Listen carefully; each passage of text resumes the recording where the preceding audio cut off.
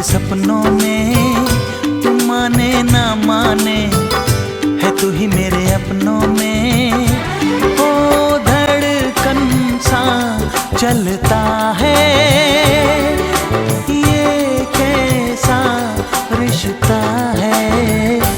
मेरा एक सपना है कि देखूं तुझे सपनों में, तू माने ना माने कि तू ही मेरे अपनों में। नींदों में हंसती हूँ, ख्वाबों में उड़ती हूँ। मेरा एक सपना है कि देखो तुझे सपनों में, तू माने ना माने है तू ही मेरे अपनों में।